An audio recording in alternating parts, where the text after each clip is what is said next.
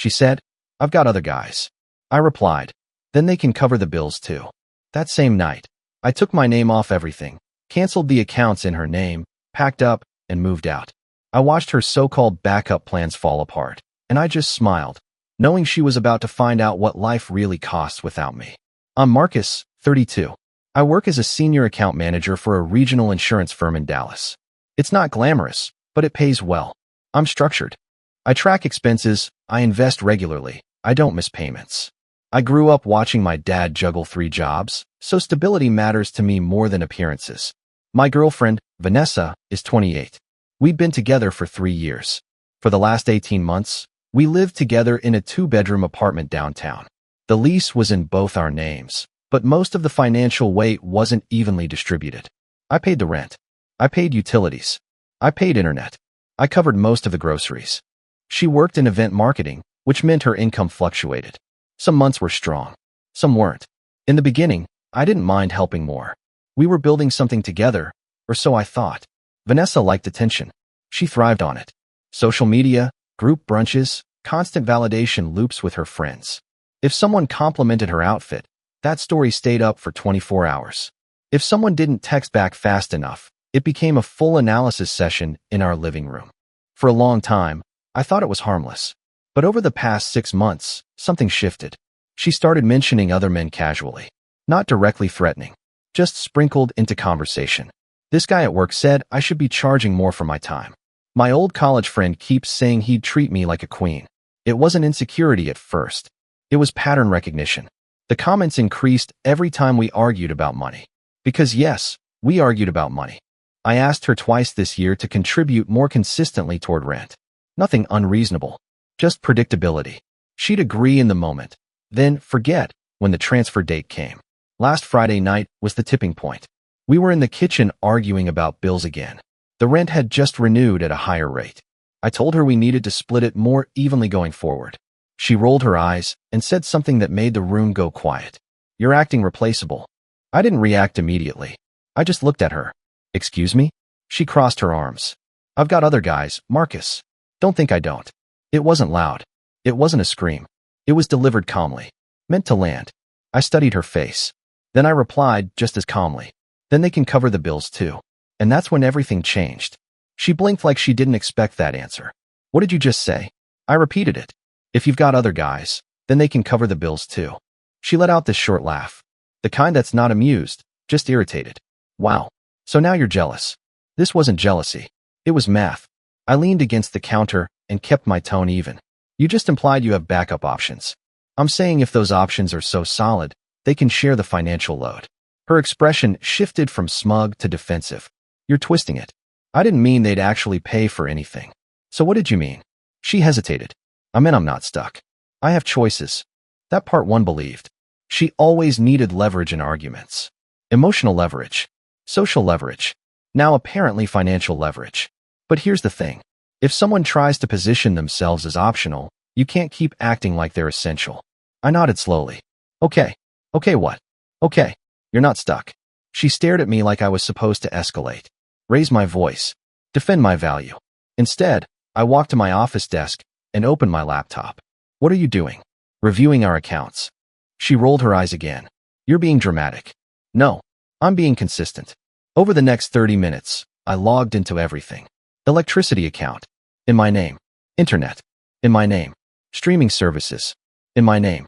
The joint credit card I added her to 2 years ago. Authorized user under my primary account. I didn't announce each click. I just started making changes. "You're not serious," she said from the doorway.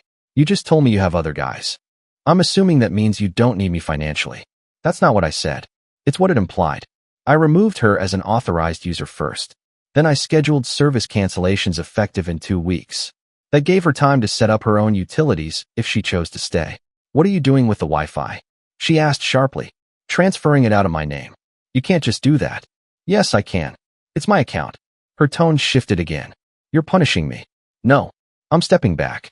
Silence filled the room. Because this wasn't a bluff. I wasn't yelling. I wasn't threatening. I was adjusting my financial exposure. And that same night, while she was still standing there waiting for me to back down, I booked a short-term rental across town. She thought she had leverage. She didn't realize she had just removed it. She didn't believe me until I started packing. At first, she hovered near the bedroom doorway like this was still part of the argument stage. Like eventually I'd slam a drawer shut and say something dramatic she could respond to. Instead, I pulled a suitcase from the closet and laid it flat on the bed. You're seriously leaving over a comment? She asked. Not over a comment. Over what it represents. Oh my God, you're so sensitive. That word didn't bother me. It clarified things. I folded my clothes neatly. Not angrily. Not rushed. Just methodical. You don't get to threaten replacement and still expect partnership, I said calmly. I wasn't threatening you. You said you have other guys. That doesn't mean I'd actually use them. That's not the point. She crossed her arms again. You're overreacting because I don't depend on you. Dependence isn't the goal. Respect is. That landed, but she deflected. You think you're so important because you pay for stuff. No. I think I'm important because I show up consistently. Silence. I finished packing the first suitcase and moved to the second. She followed me into the living room. So what? You're just going to abandon the apartment? The lease has both our names. You're welcome to stay. You'll just need to handle your half. Her face shifted at that. Handle my half? Yes. Rent increases next month. Utilities transfer out in 2 weeks. Internet too. You can't just dump that on me. I didn't dump it. I've been covering most of it. She laughed again, but it sounded thinner now. You're bluffing. You'll cool off in a day. I didn't respond. Instead, I walked to the kitchen and removed my card from the grocery delivery app. Then I canceled the shared meal kit subscription. What are you doing now? Removing my name from recurring expenses. You're being petty. No, I'm being precise. That's when I saw it register. This wasn't emotional retaliation. It was logistical separation. And logistical separation doesn't reverse easily. By midnight, my car was loaded. She stood by the door like she was waiting for one last line. Something cinematic. Instead, I picked up my keys. If those other guys are solid options, they'll step in. If not, I guess we'll both learn something. And I walked out. She didn't follow. But I could feel the confidence cracking behind me. I didn't drive around aimlessly. I went straight to the short-term rental I'd booked. 1 bedroom. Clean. Fully furnished. No emotional history attached to the walls. When I locked the door behind me, I felt something I didn't expect. Relief. Not anger. Not heartbreak. Relief. I set my suitcase down, plugged in my phone, and turned off notifications for the night. I didn't block her yet. I wanted to see what would happen when reality set in. It didn't take long. Around 8:30 the next morning, my phone lit up. Vanessa, are you seriously not coming back? I waited 10 minutes before responding. Marcus, I moved out. Immediately, 3 dots appeared. Vanessa, so you're just giving up? Marcus, I'm adjusting to what you said. Vanessa, you're so dramatic. Marcus, you said you have other guys. Vanessa, that doesn't mean I want you gone. There it was. Leverage attempt. I replied calmly. Marcus, then don't use replacement as a bargaining chip. No response for a full hour. Then, Vanessa, the electricity bill just hit. Why did you remove autopay? Marcus, because it's in my name. Vanessa, so what am I supposed to do? Marcus, set it up under yours. That's when the tone changed. Vanessa, you know I don't have that kind of cash right now. Marcus, that's why we were talking about splitting things evenly. Silence. An hour later, another message. Vanessa, the internet company says service ends in 10 days. You didn't tell me that. Marcus, you were in the room. She sent a voice memo after that. I didn't open it. Text keeps things factual. By afternoon, she tried a new angle. Vanessa, I was just trying to remind you I have options. You're acting like I cheated. Marcus, you don't have to cheat to show disrespect. That one sat unread for almost 20 minutes. Then came the message that told me the shift had started. Vanessa, my friend Tyler said you're insecure for reacting like this. Marcus, Tyler can cover the bills too. No response. Because here's the part she didn't calculate. Options sound impressive in conversation. They sound different when rent is due. And by that evening, I got the notification that the joint card balance had dropped to 0. Because I had frozen it. Backup plans don't usually come with billing statements. And she was about to find that out the hard way. By the 3rd day, the tone of her messages shifted from defensive to frantic. Vanessa, the leasing office called. They said if one of us leaves, the remaining tenant has to requalify income. Marcus, that's correct. Vanessa, you didn't tell me that. Marcus, it's in the lease agreement. There was a long pause. Then, Vanessa, I can't qualify alone. That wasn't new information to me. We had gone over the lease numbers when we renewed. I had qualified us both. She had contributed inconsistently, but liked the lifestyle. Vanessa, so what am I supposed to do? Marcus, you have other guys. That message sat unread for almost 30 minutes. When she responded, the edge was gone. Vanessa, you're being cruel now. Marcus, I'm being literal. A few hours later, she tried calling. I let it ring. Then she called again. Then again. I declined all three. A text followed. Vanessa, stop ignoring me. We need to talk like adults. Marcus, we are. Through text. Vanessa, this isn't funny anymore. Marcus, it wasn't funny when you said it. Silence. That night, around 10:15 p.m., another message came through. Vanessa, Tyler says he can't help with rent. He has his own place. I stared at the screen for a second. Marcus, I'm sure he does. Vanessa, why are you acting like this? Marcus, acting like what? Vanessa, like you don't care. That was the part she couldn't accept. I cared enough to stop being leverage. The next morning, I woke up to 12 missed calls and 4 paragraphs waiting in my inbox. Long emotional swings. Accusations. Please. Then back to insults. You're insecure. You're selfish. You're throwing away 3 years. You'll regret this. I read them once. Then I made the final adjustment. I blocked her number, blocked her email, removed her from social media. Not out of spite, out of completion. If someone positions you as replaceable, you don't argue your value. You remove access. By noon, I received a call from an unknown number. I let it ring. Voicemail came in. Her voice. Marcus, don't do this. I didn't mean it like that. Call me back. I deleted it. Because this wasn't about winning. It was about consequence. And for the first time, she didn't control the direction of the conversation. Because there wasn't one anymore. After I blocked her, the noise stopped. At least directly. No more paragraphs. No more emotional swings. No more late-night accusations disguised as vulnerability. The unknown numbers started the next morning. One at 8:12 a.m. Another at 9:47 a.m. 2 more around lunch. I didn't answer. I didn't decline them either. I let them ring out. No reaction. No acknowledgement. If a number wasn't saved in my phone, it didn't exist.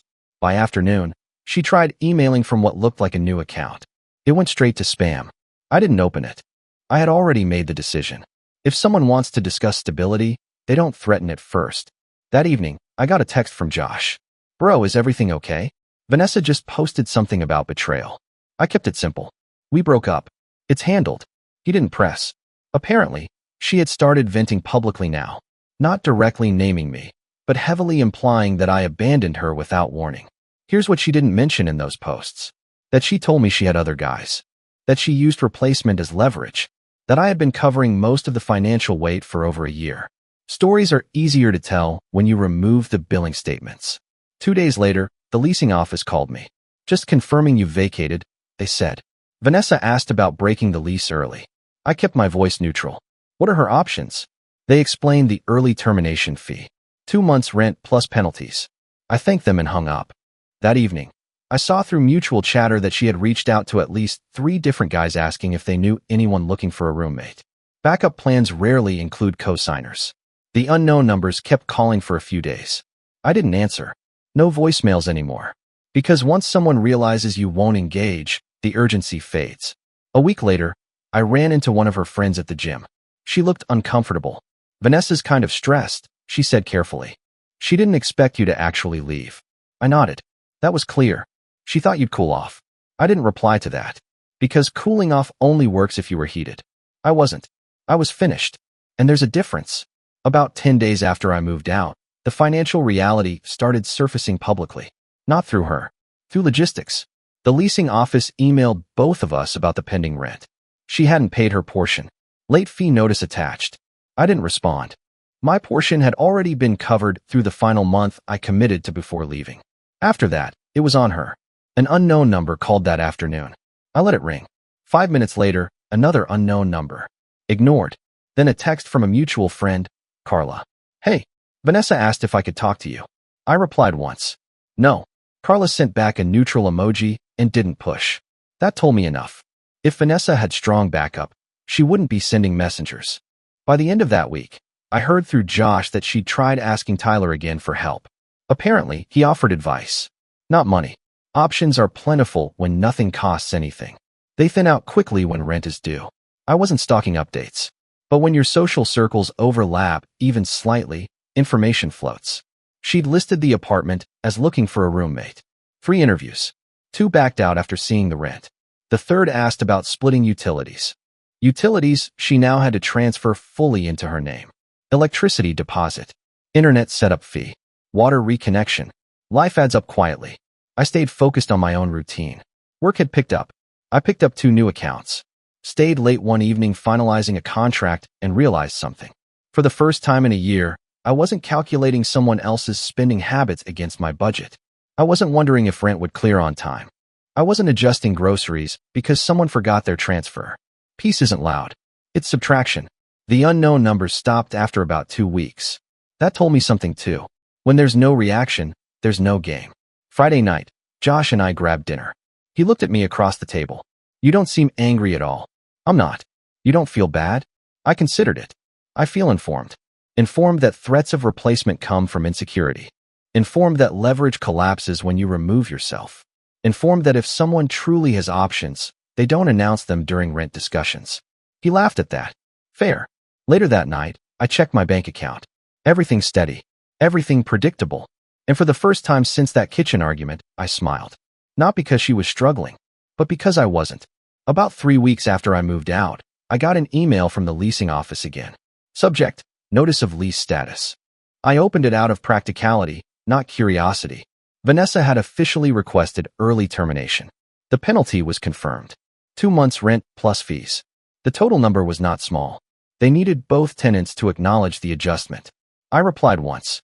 I vacated on X date. I am not renewing or extending. That was it.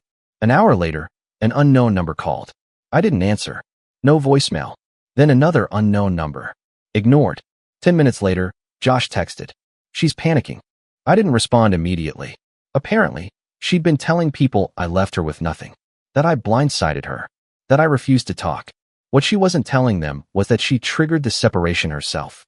She had said she had other guys. She had positioned me as optional. Optional means removable. That weekend, I heard from Carla again. She didn't try to mediate this time. She just said, Vanessa thought Tyler might co-sign the early termination fee. He said no. That made sense. People enjoy being backup options when it's theoretical, less so when it involves paperwork. I didn't celebrate that, but I understood it. Backup plans don't come with financial commitment. On Monday morning, I received one final unknown call. I let it ring. Then silence. No follow-up. No new numbers. By midweek, I learned she had moved out of the apartment entirely. Found a smaller place across town. Studio. Older building. No balcony.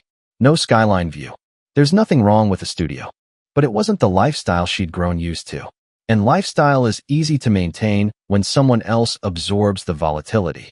That night, I sat in my short-term rental reviewing my finances. I'd already started apartment hunting again. This time alone. No fluctuating contributions. No conversations about who forgot what. Just numbers. Clear ones. I thought back to that kitchen argument. You're acting replaceable. No, I was acting consistent. And consistency is expensive when you lose it. She thought leverage would keep me in place. Instead, it revealed how much of the structure was mine. And when I removed it, the rest collapsed under its own weight. A month after I moved out, the dust finally settled. No more unknown calls. No more indirect messages through friends. No more dramatic social media captions about betrayal and loyalty. Just quiet. I had moved into a new apartment by then. 1 bedroom. Clean lines. Slightly smaller than the old place, but entirely mine. The lease had 1 name on it. The utilities had 1 name. The grocery bill had 1 card. Predictability feels different when it's not shared with someone who treats it as optional. Through mutual chatter, I heard Vanessa had officially paid the early termination fee. Not all at once. In installments. Apparently, her parents had stepped in to help with part of it. Tyler did not. Neither did any of the other so-called options. Because options are abundant in theory. Scarce in responsibility. I ran into Carla again at a coffee shop one afternoon. She hesitated before speaking. She didn't think you'd actually follow through, she said. That part one knew. She thought saying she had other guys would scare you into stepping up more. Into paying more. Into chasing harder. I stirred my coffee slowly. Threatening replacement is a gamble, I said.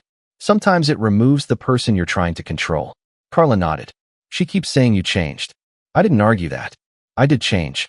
I stopped negotiating my value in reaction to someone else's insecurity. That night, I thought about the moment in the kitchen again. I've got other guys. She expected jealousy. She expected insecurity. She expected competition. What she got was subtraction. Then they can cover the bills too. That wasn't spite. It was symmetry. If I was replaceable, so were my contributions. The last thing I heard was that she'd downsized her lifestyle significantly. Cut back on trips. Cut back on restaurants. Less rooftop brunch content. Reality isn't dramatic. It's incremental. Rent due. Utilities due. Deposits required. Fees assessed. Life really costs something when you're the one signing. I didn't smile because she struggled. I smiled because I didn't. And because I finally understood something simple. When someone tries to remind you they have options, don't compete. Step aside. Let the options prove themselves. About 6 weeks after I moved out, I got the final confirmation email from the leasing office. The early termination was complete. Balance settled. My name officially cleared from the property. No shared liability. No lingering attachment. Just clean closure. That same week, I ran into Josh again at dinner. He looked at me carefully and said something simple. You handled that differently than most guys would have. I shrugged. Most guys try to win arguments. I just adjusted the math. Because that's what it really came down to. When Vanessa said she had other guys, she thought she was introducing competition. What she actually introduced was optionality. And optionality cuts both ways. If I'm optional, then so is my rent contribution. If I'm optional, then so is my credit history attached to your lease. If I'm optional, then so is my consistency. You can't threaten replacement and expect permanence. A week later, I heard through Carla that Vanessa had moved into a smaller studio permanently. She'd picked up more shifts. Apparently, she'd stopped talking about other guys entirely. Reality doesn't argue. It invoices. And when the invoices start coming in your name alone, the tone changes. I didn't celebrate it. I didn't reach out. I didn't send any last word text. I didn't need one. The last thing I heard was that she told someone, I didn't think he'd actually leave. That was the part that stuck with me. She didn't think I would actually leave. Not because she loved me too much to lose, but because she thought leverage would hold. That night in the kitchen, she expected insecurity. Instead, she got accountability. Then they can cover the bills too. It wasn't a threat. It was a boundary. I learned something through all of it. When someone reminds you they have options, don't argue for your place. Let them test those options. If they're real, they'll hold. If they're not, the collapse won't be your fault. I didn't walk away angry. I walked away informed. And sometimes, that's worth more than any argument you could win.